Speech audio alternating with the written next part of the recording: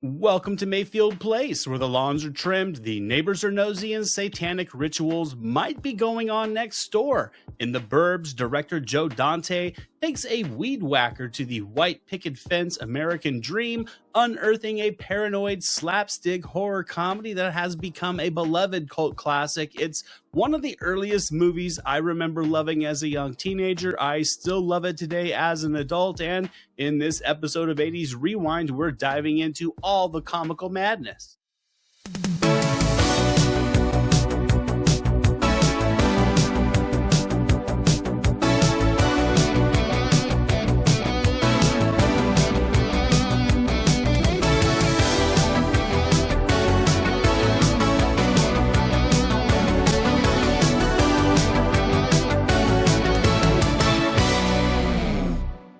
What's up out there, everybody? Welcome back to another episode of 80s Rewind. This is a special Movies That Made Me Love Movies edition, and today we're heading to the quaint suburban streets of Hinckley Hills to talk about The Burbs, a movie that, without question, assisted in cultivating my love of movies. This bizarre little comedy just grabbed me. It was staple viewing growing up. I had a copy recorded off of TV and I watched it so many times that the commercials almost became part of the Burbs experience for me as a teenager, and to this day my buddy and I still quote this flick. I mean, look at the size of this thing. You think this came off a chicken or something? Tom Hanks in his comedic prime stars as Ray Peterson, a normal suburbanite who just wanted a peaceful staycation, but instead he gets suspicious noises at night, shady neighbors, killer bees, and possibly a few buried bodies next door, because when one of their neighbors goes missing, Peterson and his bumbling buddies will make it their mission to get to the bottom of the mystery because, hey, we all decompress on vacation in our own way. However, to Ray's credit, his new neighbors, the Klopeks, aren't exactly throwing block parties. They're as pale as uncooked chicken. They got weird noises and lights coming out of their house. They're more than slightly creepy, and they have a charming habit of carting garbage to the curb in the middle of the night and beating it with a garbage hoe, which is all it takes to send Ray and his band of nosy suburban misfits into full backyard surveillance mode. Enter Bruce Dern as the unhinged ex-soldier and neighborhood lunatic Mark Rumsfeld, Rick Dukeman as the conspiracy-loving, snack-devouring sidekick Art Weingartner, and Corey Feldman as the ultimate Gen X slacker Ricky Butler, who, instead of painting his parents' house, turns the whole thing into live theater from his front porch. This is what happens when bored men don't have cable, video games, or fantasy football to fall back on. Red Rover, let Art go on over.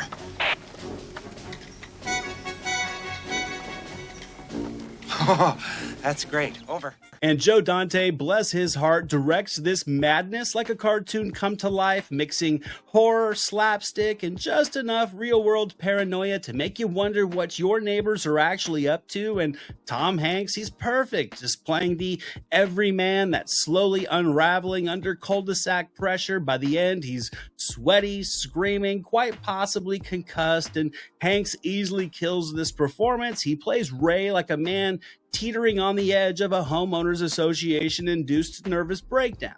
Now, as for the plot, it's gloriously unhinged and equally absurd. Mystery backyard digging, odd trash handling habits, and the sudden disappearance of a neighbor spiral into a series of increasingly outrageous antics. There's secret notes under doors, breaking and entering, and more than one scene where Hanks looks like he's questioning every life choice he's made since Bachelor Party. It's a mystery thriller filtered through a cartoonish lens, and yet it taps into something disturbingly relatable. I mean, who hasn't suspected their neighbor who lived in that one house in the neighborhood, that one house that just felt a little bit different than the rest? It's a simple premise, yet it manages to deliver a buffet of memorable moments, from Ray Peterson getting blown up, the scenes where Rumsfeld falls from the roof and Weingartner electrocutes himself is great physical comedy. The entire sequence with the guys spying behind the garbage cans is amusing, or the scene where Peterson eats a pretzel and a room temperature sardine because his wife leaves him completely out to the wolves. There are so many comical moments in this one. Then the script comes in on top of that and just delivers an endless supply of LOLs as well. There go the goddamn brownies. The Burbs is lovably bizarre. It's a non-stop ride of wild humor, and it escalates perfectly to a just delightfully over-the-top closing act when Peterson blows up the Klopek's house. But despite all the comical situations, the fun-loving characters, and the quotable lines, it is the score from Jerry Goldsmith that truly sets this movie apart and single-handedly infuses everything with the atmosphere that would ultimately be what would turn this movie into a just timelessly charming and moody ride of neighborhood nonsense.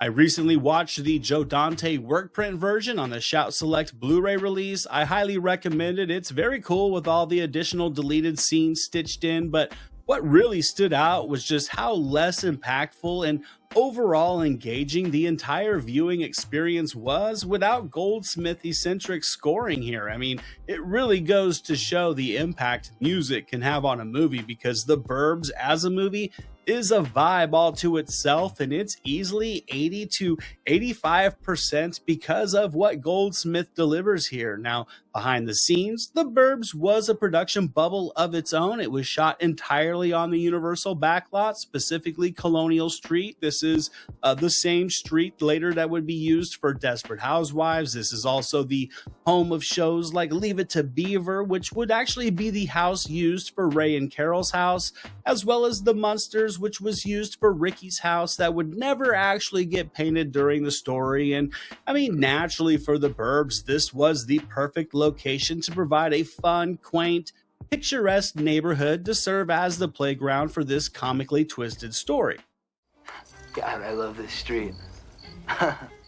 The Burbs would be shot in sequence, and filming would actually take place during the writer's strike of 1988. It, along with Fletch Lives, would be the only two movies filming at the time on the Universal backlot. Production actually had to be fast-tracked at the time to avoid the WGA strike, and principal photography would actually begin the same day the strike would go into effect on May 19th, 1988. This would actually prevent writer Dana Olson from making any contributions to the script after that date, but Dante would circumvent that by giving Olson a role in a supporting character.